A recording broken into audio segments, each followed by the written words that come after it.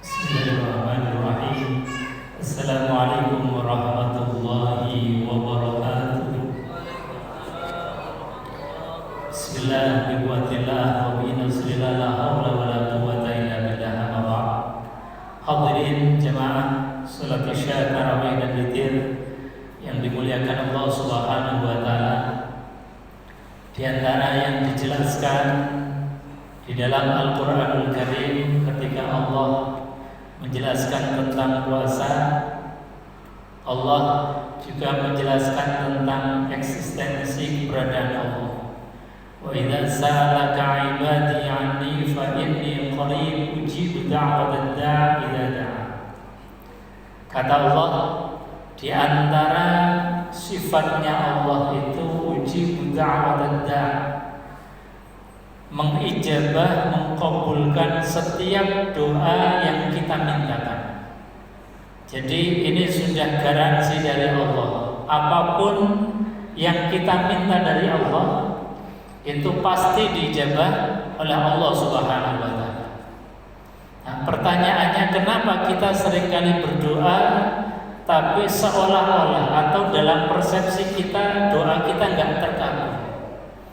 Itu ternyata ada faktor X. Faktor X-nya adalah ternyata yang menghijab, menutup doa kita sendiri. Yang menutup doa adalah kelakuan kita sendiri. Mungkin makanan yang kita makan adalah tidak sesuai dengan kaidah syariat. Perbuatan kita mungkin perbuatan yang mendatangkan murka Allah, sehingga menghijab apa yang menjadi doa dan permohonan kita. Makanya kita ketika berdoa hendaknya betul-betul dengan etika, adab yang baik. Termasuk di antara adab dan etika yang baik dalam berdoa adalah doa kita wasilahkan kepada orang-orang yang mungkin hatinya lebih bersih. Kita wasilahkan, kita ikutkan dengan doanya Rasulullah SAW. Kita ikutkan dengan doanya orang-orang yang soleh, termasuk berwasilah atau berlantaran doa kita dengan amal terbaik kita. Sebagaimana disampaikan di dalam sebuah hadis, bahwasanya diriwayatkan ada 3 orang yang dalam keadaan musafir dalam perjalanan. Jadi karena musafir di tengah perjalanan malam hari, yang tentu zaman dulu belum ada penginapan, belum ada hotel, maka yang dicari adalah tempat untuk berlindung. Ketemulah satu tempat gua, yaitu di antara sela-sela batu besar. Masuklah 3 orang ini untuk berlindung, beristirahat malam hari. Ternyata ada batu besar yang menggelinding dari atas kemudian menutup pintu gua. Karena menutup pintu gua, mereka ini kemudian berusaha dengan sekuat tenaga mendorongnya. Tapi ketiga orang ini tidak berhasil mendorong batu besar ini. Jangankan terbuka, geser aja tidak, saking besarnya batu tersebut. Karena ikhtiar dengan otot sudah dilakukan dan hampir putus asa, kemudian apa yang dilakukan oleh mereka? Salah satu dari mereka itu kemudian berdoa dengan wasilah amal terbaik. Orang pertama kemudian berdoa, "Ya Allah, saya punya amalan yang baik yang menurutku istimewa." Apa itu amalannya? Saya ini tidak pernah makan, bahkan saya tidak pernah memberikan makan kepada istri dan anak sebelum aku memberikan makan kepada orang tua. Ini amalan yang luar biasa. Dia nggak makan sebelum orang tuanya makan. Bahkan tiap hari dia menyuapinya. Setelah orang tua ini makan, disuapi oleh beliau, baru dia makan dan memberikan makan kepada istri dan anaknya. Bahkan suatu ketika beliau pulang dari kerjanya, Sampai di rumah ternyata orang tuanya ini sudah tidur, mau dibangunkan khawatir mengganggu. Akhirnya apa? Dia, istri dan anaknya tidur dalam keadaan lapar sampai pagi hari, saking menjaga perasaan orang tuanya, tidak mau bengong. Ini amalan yang luar biasa. Bahkan mungkin kita tidak kuat untuk itu. Kita kadang-kadang orang tua belum makan saja kita sudah makan. Bahkan orang tua kita lapar, kita kadang-kadang kelebihan makanan. Ini na'udzubillah subhanallah. Maka dilaporkan, ya Allah, andai kata amal baikku di dalam berbakti kepada orang tua sanggup mendatangkan ridho-Mu, ya Allah, terimalah doaku ini. Maka bumi yang mendengar doanya tadi pun tidak kuasa sehingga bergetar dengan hebat. Saking bergetarnya bumi, akhirnya batu yang menutupi pintu gua tadi kemudian bergeser. Karena bergeser, ada harapan untuk keluar. Orang kedua kemudian ikut-ikutan berdoa. Ya Allah, saya juga punya amalan yang barangkali menurutku istimewa. Yaitu apa? Saya punya ponakan putri yang aku senang. Saya sebetulnya pengen nikahinya, tapi dalam syariat nggak boleh menikahi ponakan. Tapi saking senangnya kemudian memaksakan diri sampai mau melakukan perbuatan maksiat. Ketika mau melakukan perbuatan maksiat ini, kemudian ponakannya mengingatkan, ittaqillah, bertakwalah kepada Allah. Kemudian beliau pun sadar gitu.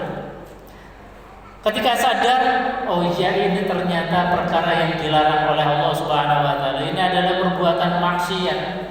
Maka ya Allah, andai kata saya di dalam melakukan menjauhkan diri dari perbuatan maksiat, dan ini adalah amalan yang besar menurutku, dan Engkau ridho terhadap ini, maka bukakanlah pintu gua ini. Bumi pun akhirnya kemudian bergetar lagi, dan akhirnya batu ini bergeser. Karena bergeser, orang ketiga pun melakukan hal yang sama agar betul-betul pintu gua ini terbuka. Kemudian berdoa kepada Allah Subhanahu wa taala, orang ketiga ini dengan wasilah, dengan lantaran, dengan doa yang dihantarkan dengan amal terbaik. Apa amal terbaik orang ketiga ini? Ya Allah, saya dulu punya rewan, punya karyawan, punya tenaga kerja. Yang tenaga kerja ini bertahun-tahun ikut saya, tetapi sebelum saya berikan gajinya kepada dia, dia sudah keburu pulang. Sehingga gajinya ini kemudian aku investasikan. Aku belikan kambing, aku belikan unta, sehingga kambing dan untanya ini sampai beranak pinak. Bahkan disebutkan dalam hadis seperti Jabalain, memenuhi 2 bukit, saking banyaknya daripada ternak yang diinvestasikan dari gaji yang belum diambil oleh karyawannya. Maka suatu ketika kemudian karyawannya yang dulu gajinya belum diambil, mungkin karena butuh, akhirnya datang kepada mantan bosnya, matur, "Bos, dulu saya pas kerja sama panjenengan belum dikasih honor, belum dikasih gaji. Maka karena saya butuh, saya ingin minta gaji saya." Lalu kemudian ditunjukkan, kalau kamu pengen gajimu, itu lihat ada kambing dan ada onta yang ada di bukit itu semuanya adalah milikmu. Silahkan semuanya ambil tanpa kecuali. Karena itu adalah hakmu. Gajimu yang dulu belum diambil, saya investasikan, saya kelola dengan baik, saya belikan kambing dan onta sehingga sampai beranak pinak. Silahkan kalian ambil. Ya Allah, andai kata amal baikku ini di dalam menjaga amanah gaji uang yang belum diambil oleh karyawanku dan sekarang mau diambil, barangkali mendatangkan ridho-Mu ya Allah, maka terimalah doaku ini. Maka bergetarlah bumi ini sampai kemudian batu yang mengganjal di pintu gua pun akhirnya bergeser, dan alhamdulillah 3 orang ini bisa keluar dari gua. Hadirin jemaah yang dimuliakan Allah, apa pelajaran dari hadis ini? Kita kan semua punya problem, punya masalah yang kadang problem kita ini susah diurai, susah dapat solusi jalan keluarnya, maka kita punya doa. Ad-doa silahul mu'min, kata Rasulullah. Doa ini sebetulnya adalah senjatanya kita orang yang beriman. Maka gunakanlah senjata itu dengan baik.